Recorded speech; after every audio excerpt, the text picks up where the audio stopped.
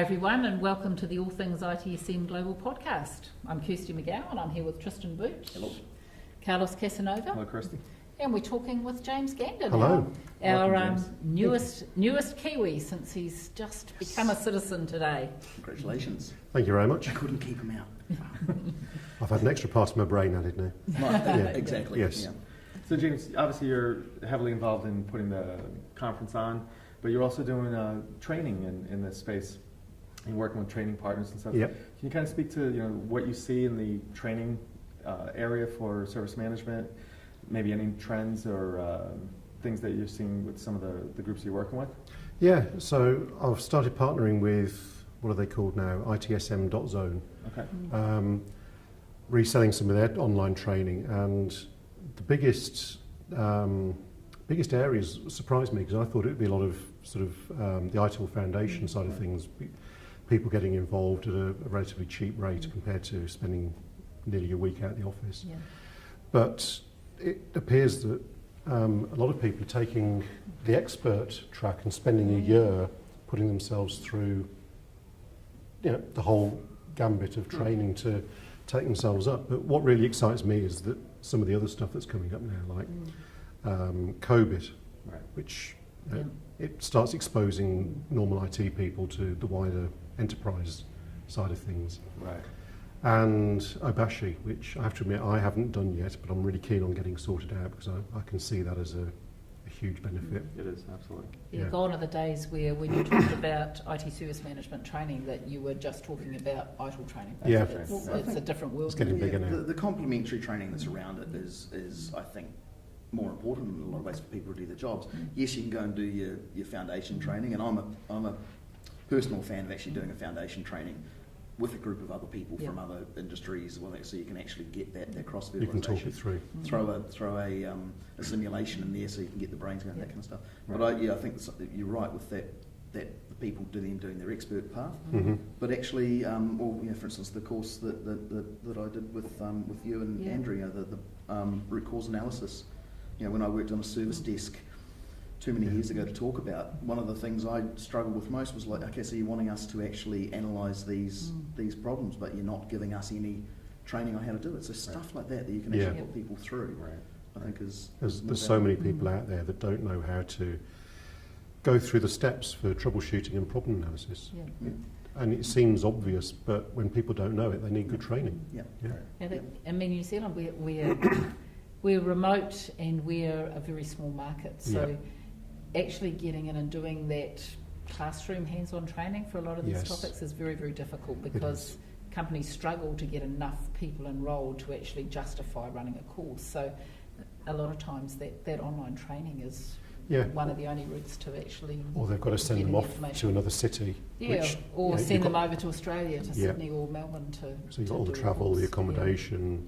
Well, the loss of productivity is really the killer, right? Yeah. So a lot of times I've seen organizations where we can accommodate the $1,000 or whatever dollars. We can accommodate this piece. Yeah. But I only have the 3 resources. I can't afford to have you out. Yeah. So I can do everything else if we can do that at night or whatever.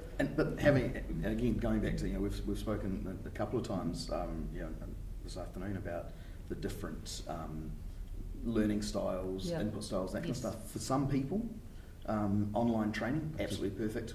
Other people, you're wasting your money giving it. So I think it actually comes down to the individual organisations really, again, valuing the staff, taking the time to work that out, working out what the best option for them is, and if need be, take the time out, send them on a course if they have to go elsewhere to do it. Right. If you're really valuing and investing in your staff, it's important that happens. And just blow my own trumpet, one of the things that I've tried to do is say to organisations, buy the online training for a few people, and then I can come in for an hour or 2 a week and sit down with them to go through all those scenarios or the questions that they might have that they don't want to just send an email off for. So actually put that physical aspect of training. So they get the best of both worlds. So I think a lot of people, with the expert trainings, I've been doing some of my papers sort of catching up after a number of years, less tick these off, and actually doing the online learning and training is fine because I've actually got 10, 15 years of experience in a lot of these. And that helps, where if it's somebody coming, right, I've done a foundation course and now I'm going to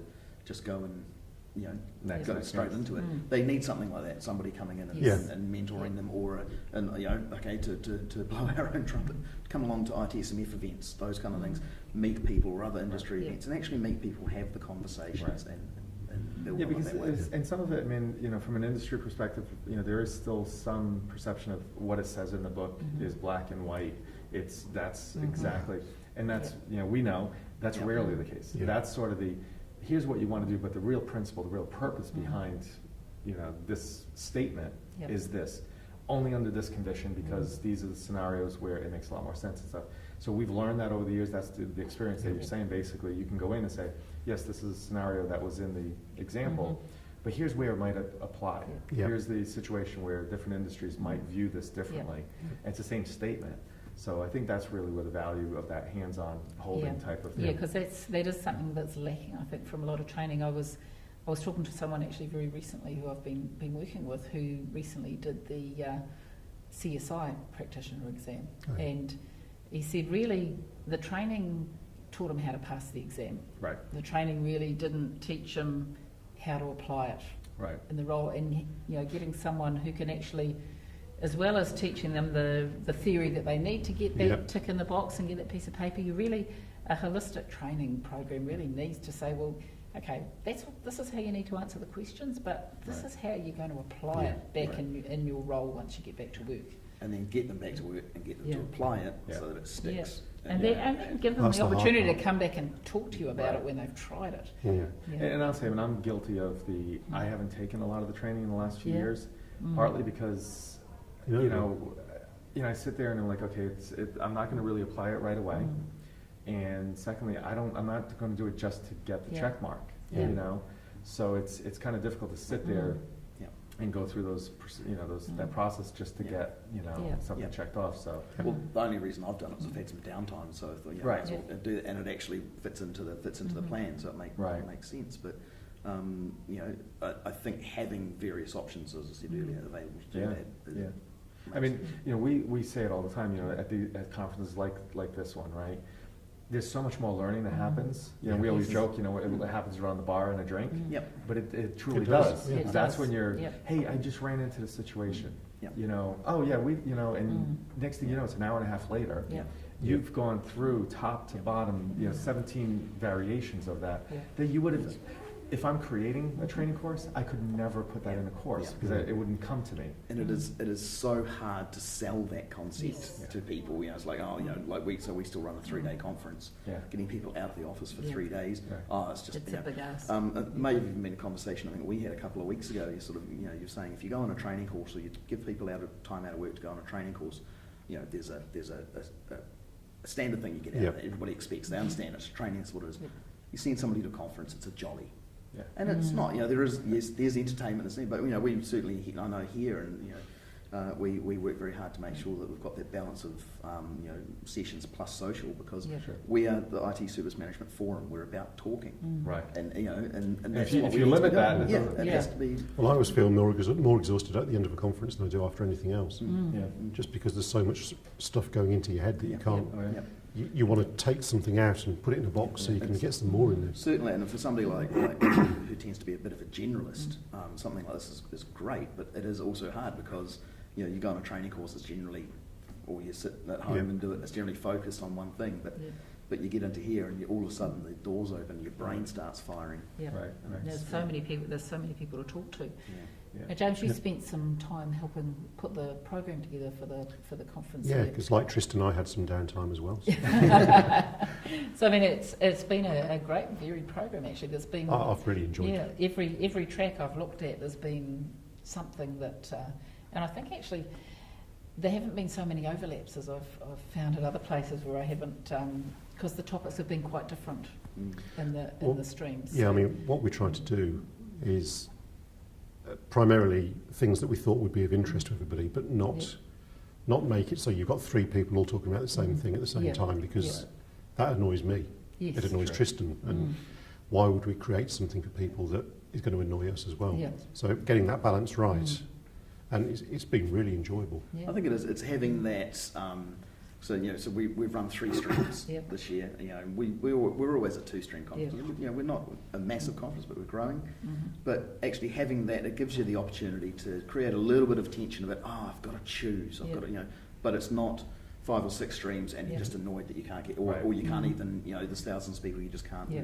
So I think that's the advantage of a smaller. And as somebody said before it started, they couldn't work out which workshops to attend in the first half of day one because they wanted to do all 3. Right. Now that's nice. That's Yeah. nice. Yeah. And so we're already talking about next year and what we're going to do there, and sort of some plans to sort of mix it up again and try. So we've tried, for instance, tomorrow is just all plenary sessions and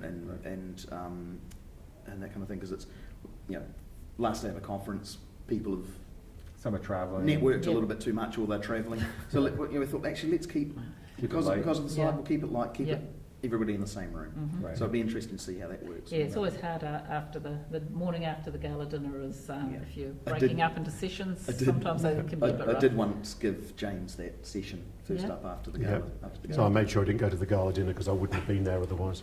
Yeah. I didn't the previous year. Excellent.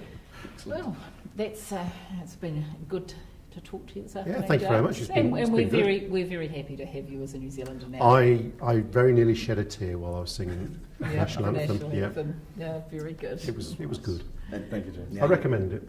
Yeah. Excellent. Thanks, James. Cheers. Thank you.